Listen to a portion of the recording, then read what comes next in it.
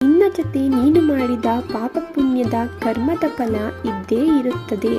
ಕೆಲವರು ತಮ್ಮ ಸ್ವಭಾವದಿಂದ ಕೆಟ್ಟವರು ಅನಿಸಿಕೊಳ್ಳುತ್ತಾರೆ. ನೀನು ನಿನ್ನ ಸ್ವಭಾವ ವರ್ತನೆಯನ್ನು ಯಾವಾಗ ಬದಲಾಯಿಸುತ್ತೀಯೋ ನಿನಗೆ ಸ್ವರ್ಗದ ಬಾಗಿಲು ಅದೇ ತೆಗೆಯುತ್ತದೆ. ಕೆಲವು ಮನುಷ್ಯರು ಜೀವನದಲ್ಲಿ ಬೈದರು, ಬುದ್ಧಿ ಹೇಳಿದರು, ತಿಳಿಸಿದರು, ಅನುಭವ ಹೇಳಿದರು, ಹೊಡೆದರು, ತಿಳುವಳಿಕೆ ಹೇಳಿದರೂ ಬುದ್ಧಿ ಕಲಿಯುವುದಿಲ್ಲ. ಅವರಿಗೆ ಯಾವಾಗ ಸಂಕಷ್ಟಗಳು ಎದುರಾದಾಗ, ಅನುಭವಿಸಿದಾಗ, ಅವರ ಸಂಬಂಧಿಕರು ನಂಬಿದವರು ಅವರಿಗೆ ಮೋಸ ಮಾಡಿದಾಗ ಆಗ ಮನುಷ್ಯ ಬುದ್ಧಿ ಕಲಿಯುತ್ತಾನೆ. ಈ ಪ್ರಪಂಚ ಹೇಗಿದೆ ಅಂದರೆ ತನಗಾದರೆ ಮಾತ್ರ ನೋವು, ಬೇರೆಯವರಿಗೆ ಆದರೆ ಅದು ಅವರ ಹಣೆಬರಹ ಅಂತಾರೆ. ಎಲ್ಲ ವಿಷಯಗಳನ್ನು ಅರ್ಥ ಮಾಡಿಕೊಂಡು